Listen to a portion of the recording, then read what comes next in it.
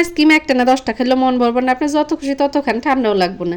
শীতের দিনে শরীরে গরম রাখার মতো একটা আইসক্রিম। আসসালামু আলাইকুম, আশা করছি আপনার ঘরে আজকে আমার এই রেসিপিটি ভালো লাগবে। যদি ভালো লাগে অবশ্যই লাইক কমেন্ট শেয়ার করবেন। যারা এখন আমার পেজটা ফলো করেনি প্লিজ ফলো করবেন। রেসিপিটা বানানোর লেগে প্রথমে লয়ে লইছি 1.5 কাপ পরিমাণ আটা, আর দিছি পরিমাণ মতো লবণ, দিছি 2 টেবিল চামচ পরিমাণ রান্নার রেগুলার তেল।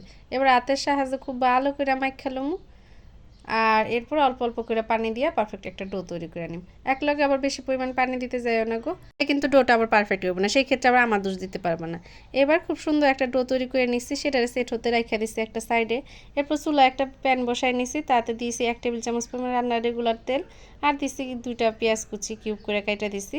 এরপর দিয়েছি 1 চামচ পরিমাণ আদা রসুন জিরা বাটা, দিয়ে দিচ্ছি 1/2 চামচ মরিচের গুঁড়া, 1/2 চামচ হলুদের গুঁড়া।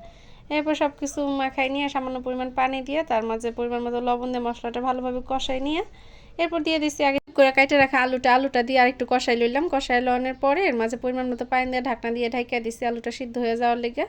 যখন সিদ্ধ হয়ে যাবে কিছুটা পরিমাণ, সেক্ষেত্রে এখানে দিয়ে দিচ্ছি দুপুরে রান্না করছিলাম চিকেন, সেখান থেকে 2 টুকরা চিকেন নিয়ে একটু ছাড়াই দিয়ে দিচ্ছি, এতে করে পোলাহান একটু খুশি হয়ে খাইবো।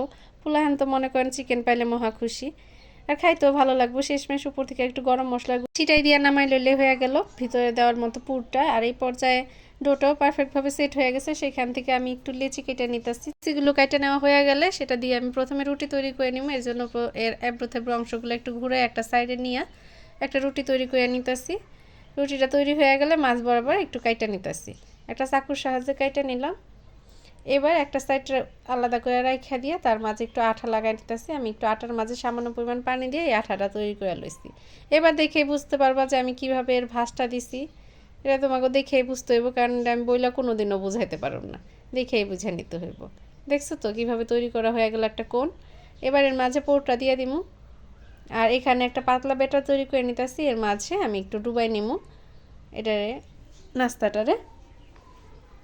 এটা হয়ে গেছে, আর ভিতরে পুরটা দিয়ে এটার একটু এই আগে থেকে যে পাতলা ডোটা তৈরি করছিলাম ব্যাটারটা, তার মাঝে একটু ডুবাই নিয়ে এখানে একটু শ্যামাইয়ের মাঝে গড়াগড়ি দিয়ে নিতেছি। খুব সুন্দর একটা কোণ হয়ে গেল, দেখেই বুঝতে পারতেছো। এই একই পদ্ধতিতে আমি সমস্ত কোণগুলো বানাই নিব, তারপর ভাইজালাম। আর ভাইজা নিতেছি, নেওয়ার লিগে চুলায় একটা প্যান বসায় তাতে পর্যাপ্ত পরিমাণ তেল দিয়ে অনবরত নাইরাসেরা উল্টায় পাল্টায় ভাইজা নিতেছি। চুলাটা মিডিয়ামে রাখা, এতে করে কালারটা খুব সুন্দর হইব, খাইতেও ভালো লাগবে, ক্রিস্পি হইব। দেখো কত সুন্দর আর কোন আইসক্রিম হয়ে গেল। আশা করছি আমার আজকের রেসিপিটা তোমাকে ভালো লাগছে। যদি ভালো লাগে অবশ্যই লাইক কমেন্ট শেয়ার করবা। যারা এখন আমার পেজটা ফলো করেনি প্লিজ ফলো করবা।